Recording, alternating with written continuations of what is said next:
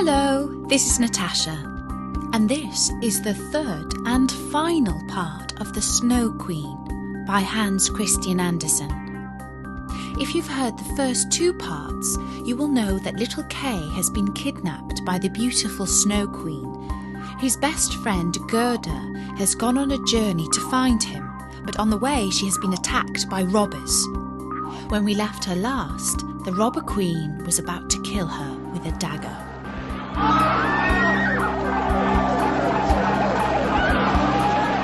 "You shall not kill her," cried her little daughter. "She shall play with me.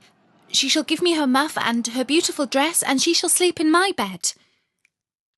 The little robber girl was as big as Gerda, but was stronger and broader, with dark hair and black eyes.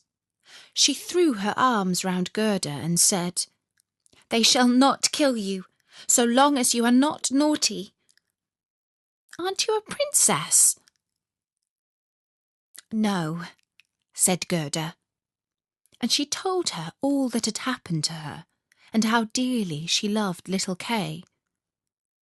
The robber girl looked at her very seriously, and nodded her head, saying, "They shall not kill you, even if you are naughty, for then I will kill you myself."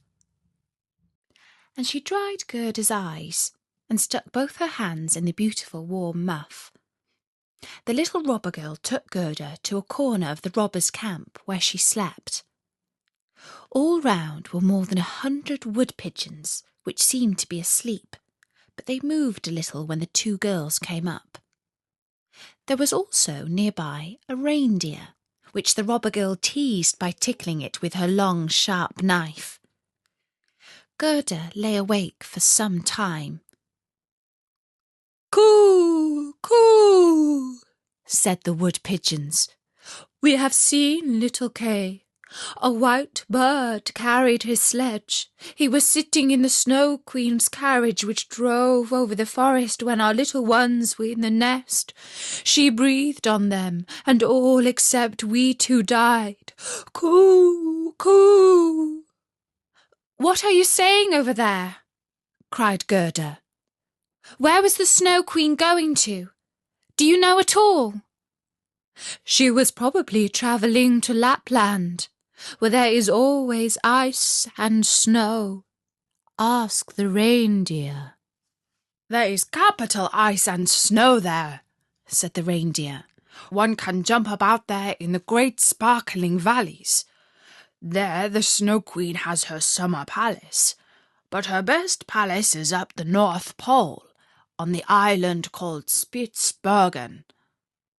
"Oh, Kay, my little Kay," sobbed Gerda. "You must lie still," said the little robber girl, "or else I shall stick my knife into you." In the morning, Gerda told her all that the wood pigeons had said. She nodded. "Do you know where Lapland is?" she asked the reindeer. "Who should know better than I?" said the beast, and his eyes sparkled. "I was born and bred there on the snow fields." "Listen, you see that all the robbers are gone. Only my mother is left, and she will fall asleep in the afternoon. Then I will do something for you." When her mother had fallen asleep, the robber girl went up to the reindeer and said, "I am going to set you free, so that you can run to Lapland. But you must go quickly and carry this little girl to the Snow Queen's palace where her playfellow is. You must have heard all that she told about it, for she spoke loud enough."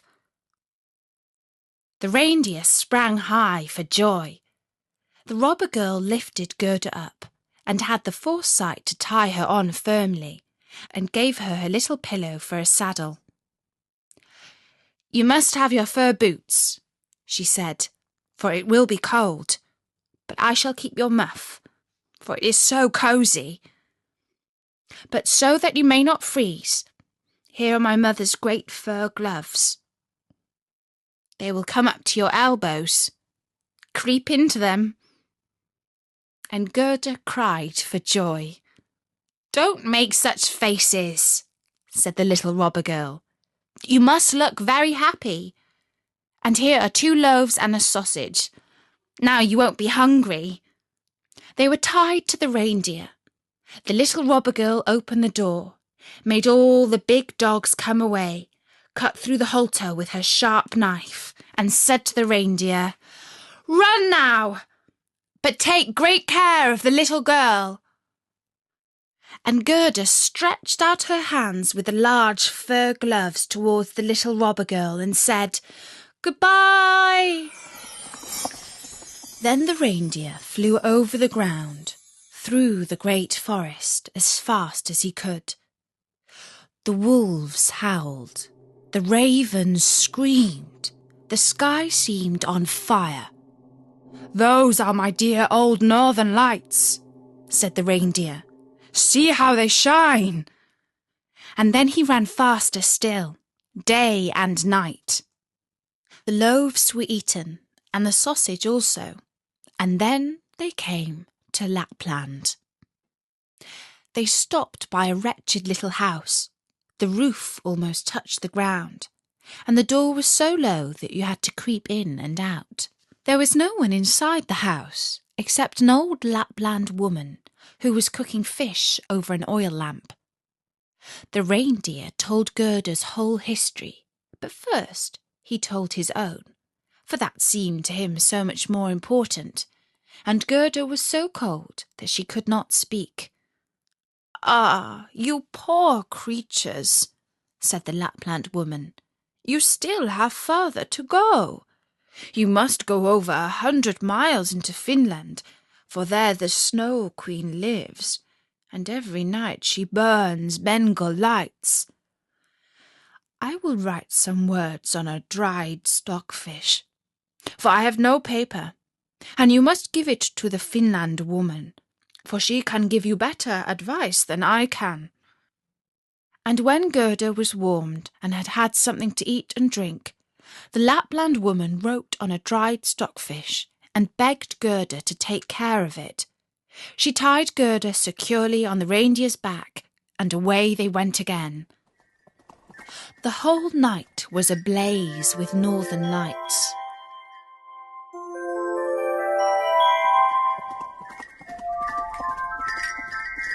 And then they came to Finland, and they knocked at the Finland woman's chimney. For door she had none. Inside it was so hot that the Finland woman wore very few clothes. She loosened Gerda's clothes and drew off her fur gloves and boots. She laid a piece of ice on the reindeer's head and then read what was written out on the stockfish. She read it over 3 times till she knew it by heart, and then put the fish in the saucepan, for she never wasted anything. Then the reindeer told his story, and afterwards little Gerda's, and the Finland woman blinked her eyes, but said nothing. "You are very clever," said the reindeer. "I know. Can you not give the little girl a drink, so that she may have the strength of 12 men and overcome the Snow Queen?" "The strength of 12 men," said the Finland woman. "That would not help much. Little Kay is with the Snow Queen, and he likes everything there very much, and thinks it is the best place in the world. But that is because he has a splinter of glass in his heart and a bit in his eye. If these do not come out, he will never be free, and the Snow Queen will keep her power over him." "But cannot you give little Gerda something so that he can have power over her?" "I can give her no greater power than she has already.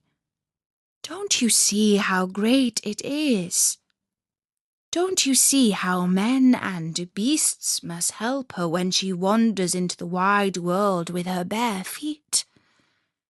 She is powerful already, because she is a dear little innocent child. If she cannot by herself conquer the Snow Queen, and take away the glass splinters from little Kay. We cannot help her. The Snow Queen's garden begins 2 miles from here. You can carry the little maiden so far. Put her down by the large bush with the red berries growing in the snow. Then you must come back here as fast as you can. Then the Finland woman lifted little Gerda on the reindeer, and away he sped. "Oh, I have left my gloves and boots behind," cried Gerda. She missed them in the piercing cold, but the reindeer did not dare to stop. On he ran till he came to the bush with the red berries. Then he set Gerda down and kissed her mouth, and great big tears ran down his cheeks. And then he ran back. There stood poor Gerda, without shoes or gloves, in the middle of the bitter cold of Finland. She ran on as fast as she could. A regiment of gigantic snowflakes came against her, but they melted when they touched her, and she went on with fresh courage. And now we must see what Kay was doing. He was not thinking of Gerda, and never dreamt that she was standing outside the palace. The walls of the palace were built of driven snow, and the doors and windows of piercing winds. There were more than 100 halls in it, all of frozen snow. The largest was several miles long. The bright northern lights lit them up, and very large and empty and cold and glittering they were. In the middle of the great hall was a great frozen lake, which had cracked into 1,000 pieces. Each piece was exactly like the other. Here the Snow Queen used to sit when she was at home. Little Kay was almost blue and black with cold, but he did not feel it, for she had kissed away his feelings, and his heart was a lump of ice. He was pulling about some sharp, flat pieces of ice and trying to fit one into the other. He thought each was most beautiful, but that was because of the splinter of glass in his eye. He fitted them into a great many shapes, but he wanted to make them spell the word love.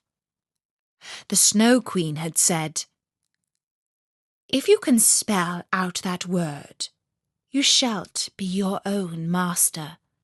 I will give you the whole world and a new pair of skates." But he could not do it. "Now I must fly to warmer countries," said the Snow Queen. "I must go and powder my black kettles." That was what she called Mount Etna and Mount Vesuvius. "It does the lemons and grapes good." And off she flew, and Kay sat alone in the great hall, trying to do his puzzle. He sat so still that you would have thought he was frozen. Then it happened that little Gerda stepped into the hall. The biting cold winds became quiet, as if they had fallen asleep when she appeared in the great, empty, freezing hall. She caught sight of Kay. She recognised him, and ran and put her arms round his neck, crying, "Kay, dear little Kay, I have found you at last." But he sat quite still and cold. Then Gerda wept hot tears, which fell on his neck and thawed his heart, and swept away the bit of the looking-glass. He looked at her, and then he burst into tears. He cried so much that the glass splinter swam out of his eye. Then he knew her, and he cried out, "Gerda, Dear little Gerda, where have you been so long, and where have I been?" And he looked around him. "How cold it is here! How wide and empty!" And he threw himself on Gerda, and she laughed and wept for joy. It was such a happy time that the pieces of ice even danced round them for joy. And when they were tired and lay down again, they formed themselves into the letters that the Snow Queen had said he must spell in order to become his own master. And Gerda kissed his cheeks, and they grew rosy. She kissed his eyes, and they sparkled like hers. She kissed his hands and feet, and he became warm and glowing. The Snow Queen might come home now. His release, the word love, stood written in sparkling ice. They took each other's hands and wandered out of the great palace. They talked about the grandmother and the roses on the leads. Wherever they came, the winds hushed and the sun came out. When they reached the bush with red berries, there stood the reindeer waiting for them. He carried Kay and Gerda first to the Finland woman, who warmed them in her hot room and gave them advice for their journey home. Then they went to the Lapland woman, who gave them new clothes and mended their sleigh. The reindeer ran with them until they came to the green fields fresh with the spring green. Here he said goodbye. They came to the forest, which was bursting into bud, and out of it came a splendid horse which Gerda knew. It was the one which had drawn the gold coach ridden by a young girl with a red cap on and pistols in her belt. It was the little robber girl, who was tired of being at home and wanted to go out into the world.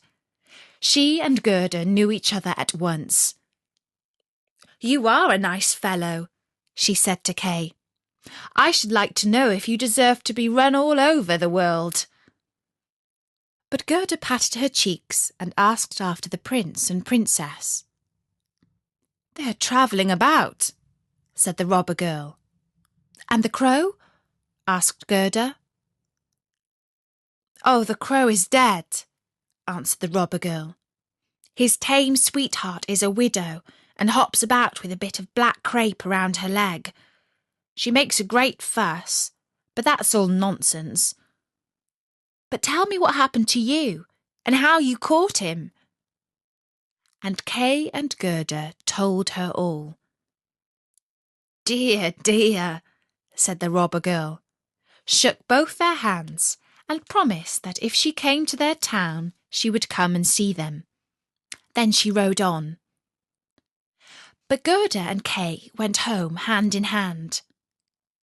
There they found their grandmother, and everything just as it had been. But when they went through the doorway, they found they were grown up. There were the roses on the leads. It was summer, warm, glorious summer. And that was the third and final part of The Snow Queen by Hans Christian Andersen. I hope that you enjoyed it as much as I did. And don't forget that winter and summer, there are always loads of free stories at storynori.com. So drop by soon and listen to another one. For now, from me, Natasha, bye-bye.